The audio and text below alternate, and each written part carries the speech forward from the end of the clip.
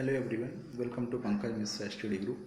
आज इस वीडियो में हम सिंधु घाटी सभ्यता से संबंधित तथ्यों को पढ़ेंगे जो आपके आने वाले एग्जाम एमपीपीएससी, आरआरबी, एसएससी सभी के लिए सर्वाधिक उपयोगी होगा। तो चलिए प्रारंभ करते हैं। वीडियो पूरा देखिएगा और जो चीज़ें समझ में न आए वो ज़रूर बताएं। चलिए, और ये वीडियो कैसा लग रहा है ये भी आप कमेंट में जरूर बताइएगा। चलिए सामान्य जानकारी के बारे में बात करते हैं। लगभग 2400 ईसा पूर्व से लेकर 1700 ईसा पूर्व के मध्य विकसित यह एक नगरीय आद्य ऐतिहासिक काल में विकसित कांस्ययुगीन सभ्यता थी। मतलब आप इसे एक ये मान के चलिए कि एक नगरीय सभ्यता थी। आद्य ऐतिहासिक काल अर्थात वह काल जिस समय लिपि विकसित हो चुकी थी लेकिन हम उसे पढ़ने में असमर्थ हैं, और कांस्ययुगीन सभ्यता थी क्योंकि इस समय कांसे के औजार बनाना प्रारंभ हो चुके थे। यहाँ के जो मुख्य निवासी थे वह द्रविड़ और भूमध्य सागरीय कह सकते हैं। द्रविड़ियन जो वर्तमान में भी निवासी थे, और भूमध्य सागरीय जिन्हें आर्य भी कहा गया है, यह यहाँ पे रहा करते रहे होंगे।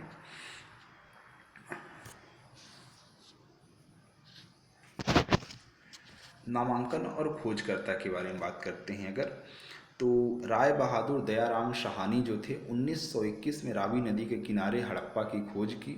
राखलदास बनर्जी ने 1922 में सिंधु के किनारे मोहनजोदाड़ो की खोज की, और इस कारण इसे सिंधु घाटी सभ्यता या हड़प्पा सभ्यता के नाम से भी जाना जाता है। दोनों का मतलब एक ही है। सबसे पहले आपको ये ध्यान रखना है, हड़प्पा की खोज राय बहादुर दयाराम साहनी ने की थी 1921 में, और एक साल बाद 1922 में राखलदास बनर्जी या आर डी बनर्जी के द्वारा सिंधु नदी के तट पर मोहनजोदाड़ो की खोज की गई थी। मेसोपोटामिया के अभिलेख में मेलुहा शब्द की उत्पत्ति के प्रमाण मिलते हैं। मेलुहा शब्द जो है वह सिंधु घाटी सभ्यता के लोगों के लिए कहा गया था।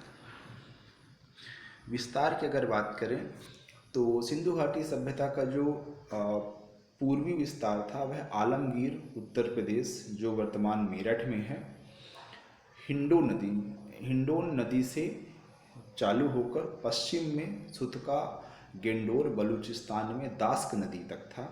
वहीं दक्षिण में दाइमाबाद अहमदनगर महाराष्ट्र गोदावरी नदी तट से लेकर मांडा जम्मू कश्मीर चिनाब नदी के तट तक था। ध्यान रखिएगा, शहर के साथ नदी का भी नाम याद रखें।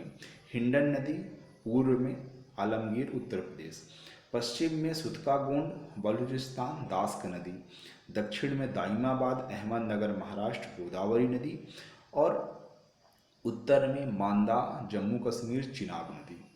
ये आप याद रखिएगा, यह इसका विस्तार था।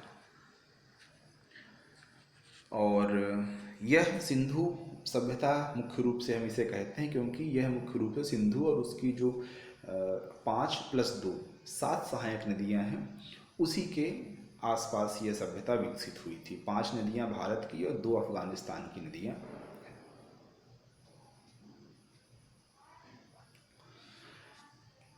सिंधु घाटी सभ्यता जो थे एक नगरीय सभ्यता थी क्योंकि यहाँ पे बड़े बड़े नगर थे, मुख्य रूप से मोहनजोदाड़ो, हड़प्पा, गावरवीला, धौलावीरा, राखीगढ़ी और कालीबंगा यह उस समय के प्राचीन शहर हुआ करते। जब हम डिटेल में देखेंगे, लिपि जो थी भाव चित्रात्मक थी, बाएं से दाएं लिखी जाती थी और अपठनीय है, इसे हम पढ़ने में असमर्थ हैं। कुछ चित्रों का भी इसमें प्रयोग किया गया जिसे आप यहाँ पे देख सकते हैं।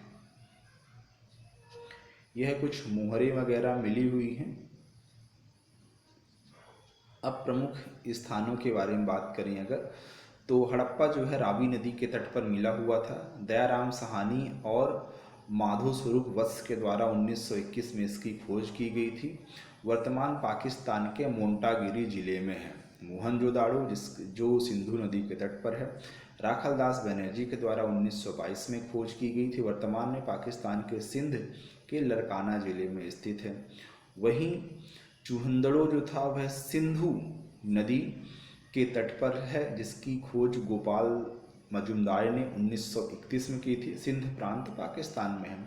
कालीबंगा जो कि घग्गर नदी के तट पर है, श्री बीबी लाल और बीके थापर के द्वारा 1953 में राजस्थान जिले में वर्तमान में है, हनुमानगढ़ स्थान पर। ध्यान रखिएगा, एक क्वेश्चन पूछा था कि स्वतंत्रता के बाद सिंधु में पहला कौन सा स्थान खोजा गया? तो स्वतंत्रता के बाद सबसे पहले जो है 1953 में कालीबंगा की खोज की गई थी। कोट इदीजी सिंधु नदी के तट पर है। फजल अहमद के द्वारा 1953 में खोज की गई थी। सिंध प्रांत के खैबरपुर स्थान में है। रंगपुर जो है मादर या मादिर नदी के तट पर है और रंगनाथ राव के द्वारा उसकी खोज 1953-54 में की गई थी। गुजरात का काठियावाड़ जिले में है। मध्य प्रदेश भारत वाले आप जरूर याद रखिएगा, जैसे कि अभी क्या आ गया है आपका रोपड़, कालीबंगा, ये जरूर याद रखें। रंगपुर को भी याद रखें। रोपड़ जो है सतलज नदी के तट पर है। यज्ञदत्त शर्मा के द्वारा इसकी खोज 1953 के आसपास की गई थी। आलमगीर हिंडनपुर में है। यज्ञदत्त शर्मा के द्वारा खोज किया गया था उत्तर प्रदेश में। सुतकानडोर एक बंदरगाह है, दास्क नदी पे है। ऑरेंज स्टाइल और जॉर्ज हिल के द्वारा इसकी खोज की गई थी, पाकिस्तान में है। बनमाली जो है रंगोई नदी के तट पर रविंद्र सिंह बिष्ट के द्वारा खोज की गई थी, हरियाणा में है। और धौलावीरा रविंद्र सिंह बिष्ट के द्वारा 1990-91 में गुजरात में ये खोजा गया था। तो आप इसको यहाँ पे इस तरह से देख सकते हैं। बस ये ध्यान रहे, सबसे पहले दयाराम साहनी ने 1921 में मोंटागिरी पाकिस्तान में जो है हड़प्पा की खोज की थी और फिर बाद में 1922 में राखलदास बनर्जी ने मोहनजोदाड़ो की खोज की है। रविंद्र सिंह बिष्ट के द्वारा कच्छ में धौलावीरा और रंगनाथ राव के द्वारा अहमदाबाद गुजरात लोथल की खोज की गई थी। वहीं पर यज्ञदत्त शर्मा ने रोपड़ की खोज की हरियाणा में और रविंद्र सिंह बिष्ट ने हरियाणा हिसार में ही बनवाली की खोज की है। तो ये मैप के माध्यम से चीज़ें आपको दिख रही होंगी, आप इसका स्क्रीनशॉट ले सकते हैं और मैपिंग ज़रूर करिएगा ताकि आपको चीज़ें याद हो जाए। मैप में सारी चीज़ें हमें जल्दी याद होती हैं। अब सिंधु घाटी सभ्यता की कुछ विशेषताओं को देखते हैं। सिंधु घाटी सभ्यता एक नगरीय सभ्यता थी, ग्रिड पद्धति द्वारा निर्मित थी, अर्थात 90 डिग्री में इसकी जो रोड वगैरह थी एक दूसरे को काटा करती थी। सुव्यवस्थित जल निकासी की व्यवस्था थी, नालियाँ वगैरह बहुत अच्छे तरीके से बनी हुई थी। पक्की और अलंकृत ईंट कालीबंगन में प्रयोग किया गया है। घरों के दरवाजे और खिड़कियां सड़क की ओर ना खुलकर पीछे की ओर खुलते थे। केवल लोथल के घरों के दरवाजे मुख्य सड़क की ओर खुलते थे। मतलब हम कह सकते हैं कि ये जो हाइजीन वगैरह का काफ़ी ध्यान रखते थे। नाली की ओर खुलेंगे तो सिंपल सी चीज़ है, बहुत सारे जो है गंदगी वगैरह भी आ सकती हैं, इसीलिए रोड की ओर नहीं खुला करते थे। शहर उच्च और निम्न वर्गों में विभाजित था। उच्च भाग किला बंद हुआ करता था, फोर्टिफिकेशन किया जाता था। हो सकता है वो वहाँ का अपर कास्ट वहाँ पे रहता रहा होगा, लेकिन कालीबंगा के दोनों भागों की किलेबंदी की गई थी, इतना भर ध्यान रखना है। बाकी की सिर्फ उच्च भाग की जाती थी। मोहनजोदाड़ो से प्राप्त बृहद स्नानागार एक प्रमुख स्मारक है, जिसके मध्य में स्थित स्नान कुंड लगभग 11.88 मीटर लंबा और 7.01 मीटर चौड़ा है एवं 2.43 मीटर गहरा है। आप इसे वर्तमान स्विमिंग पूल से भी इसका कंपेयर कर सकते हैं। कृषि और पशुपालन का कार्य किया करते थे ये। जुते हुए खेत जिसके प्रमाण है, जुते हुए खेत हमें कालीबंगा से मिले हैं। इस समय की प्रमुख फसल गेहूं और जौ हुआ करती थी। लोथल और रंगपुर से चावल के भी साक्ष्य मिले हुए हैं। अन्नागार की बात करें अगर तो विशेष या फिर कहें जो अतिश या अधिकाय अतिशेष सरप्लस उत्पादन होता था, यह अन्नागार में रखा जाता था। क्योंकि आप ऐसा समझिए, आप स्टोर तभी यूज करेंगे जब आपके पास एक्स्ट्रा अनाज हो। अन्नागार यह भी प्रमाणित करता है कि विकसित कृषि रही होगी। मोहनजोदाड़ो का अन्नागार सैंधव सभ्यता की सबसे बड़ी इमारत मानी गई है। अब आप खुद समझ सकते हैं कि आपके यहाँ पे घर में स्टोर तभी होगा जब आपके पास सरप्लस उत्पादन हो। अगर आपके यहाँ उत्पादन ही नहीं है तो बड़े बड़े अन्नागार नहीं हो सकते हैं। पशुपालन की बात की जाए तो बैल भैंस पशुपालन के रूप में प्रयोग किए जाते थे। घोड़े का प्रमाण सुतका, कोंडा, कालीबंगा और लोथल से मिले हुए हैं। धार्मिक विशेषताओं की स्पष्ट जानकारी का अभाव है, लेकिन ये लोग मातृ देवी या उर्वरता देवी की पूजा करते थे। वृक्ष पूजा, शिव पूजा के भी साक्ष्य मिले हैं। कुबड़ वाला सांड भी देखने को मिला है। मोहनजोदाड़ो से दाढ़ी वाला पुजारी भी मिला, जिसकी फ़ोटो आप यहाँ पे देख सकते हैं। पशुपति की मुहर मोहनजोदाड़ो से प्राप्त हुई है। चारों ओर हाथी, गेंडा, चीता और भैंस है। कालीबंगा से अग्निकुंड के भी प्रमाण मिले हैं। स्वास्तिक का चिन्ह भी मिला हुआ है, जो कि सूर्य उपासना का प्रतीक है। सवाधान मतलब मृत्यु के बाद शवों को जलाने, दफनाने और युग्म समाधियों के भी साक्ष्य मिले हुए हैं। यातायात की बात करें अगर तो लोथल और सुतकागुण बंदरगाह थे, अर्थात हम कह सकते हैं कि दूसरे देशों में भी व्यापार किया जाता था और इंटरनल व्यापार करने के लिए बैलगाड़ी, भैंस गाड़ी का प्रयोग करते थे। समाज में पर्दा प्रथा और वेश्यावृत्ति के भी साक्ष्य हम कह सकते हैं कि मिले हुए हैं। अर्धनग्न स्त्री की जो मूर्ति है वह इस चीज़ का प्रमाण है और मोहनजोदाड़ो से नर्तकी की कांस की एक मूर्ति भी मिली हुई है।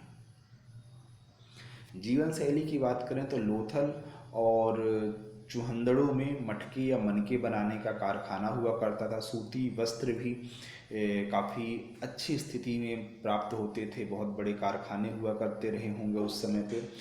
पाशा शिकार और मनोरंजन जैसे कार्य करते थे। पाशा मतलब आप ये समझिए लूडो खेला करते रहे होंगे और मदिरा पान भी किया जाता था सोमरस का। डिजाइन वाले काले रंग के बर्तन मिले हुए हैं। मीठे के रूप में शहद का प्रयोग करते रहे होंगे। तलवार के साक्ष्य नहीं मिले हुए हैं, अर्थात हम कह सकते हैं कि समाज शांतिपूर्ण रहा होगा। लाठी डंडे से थोड़ा बहुत लड़ते रहे होंगे, हो सकता है।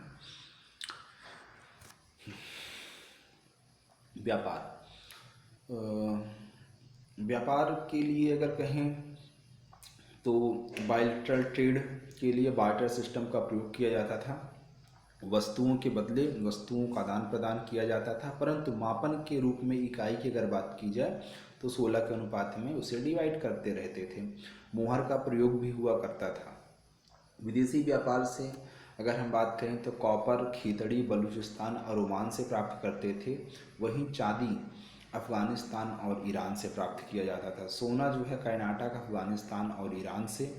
टिन जो है अफ़गानिस्तान और ईरान से। लाजवर्त जो है मेसोपोटामिया से और सीसा ईरान से प्राप्त करते थे। बेहतर होगा कि आप इसका स्क्रीनशॉट ले लें और नोट्स बना लें। शासन संभवतः वाणिक मतलब कमर्शियल कैरेक्टर कह सकते हैं। जो व्यापारी वर्ग रहा होगा उसके पास शासन के सारे अधिकार रहे होंगे। सौदा सभ्यता के विनाश का संभवतः सबसे प्रभावी कारण बाढ़ रहा है। पिगटन ने हड़प्पा व मोहनजोदाड़ो को विस्तृत साम्राज्य की जुड़वा राजधानी कहा है। स्वतंत्रता प्राप्ति पश्चात हड़प्पा संस्कृति के सर्वाधिक स्थल गुजरात में खोजे गए हैं। आग से पकी हुई ईंट को टेराकोटा कहा गया है। सबसे बड़ी साइट जो है राखीगढ़ी हरियाणा और मोहनजोदाड़ो है। अब सबसे इम्पोर्टेंट चीज़ें ये पूछी जाती है कि सबसे बड़ा अन्नागार कहाँ मिला, स्नानागार कहाँ मिला, पशुपति की मुहर कहाँ मिली। तो आप इन्हें बारी बारी से सुने और हो सके तो नोट्स जरूर बना लें। मोहनजोदाड़ो जिसे मृतकों का टीला कहते हैं, यहाँ से सबसे बड़ा अन्नागार मिला हुआ है, स्नानागार मिला हुआ है, पशुपति की मुहर मिली हुई है, नर्तकी की मूर्ति है, शव को जलाने के साक्ष्य मिले हैं और दाढ़ी वाला पुजारी आपको यहाँ पे मिला हुआ। याद करने का तरीका ऐसा है कि एक चीज़ को याद रखते हैं, मोहनजोदाड़ो काफ़ी बड़ा वर्ड है। सबसे ज़्यादा बड़ा वर्ड यही है मोहनजोदाड़ो। तो बड़ी चीज़ें होंगी, क्या होंगे? सबसे बड़ा अन्नागार। अब अन्नागार में एक मोहर कहाँ छुपाओगे आप, मतलब पैसे को कहाँ छुपाओगे? अन्नागार में, मतलब वो बोरा में डाल दिए, गेहूं से भरा हुआ बोरा होगा जहाँ पशुपति की मुहर हमने छुपा दी है। और क्योंकि जो नर्तकी की मूर्ति थी वह भी कांसे की थी तो उसे भी हमने छुपा दिया है और उसे छुपाया है दाढ़ी वाले पुजारी ने।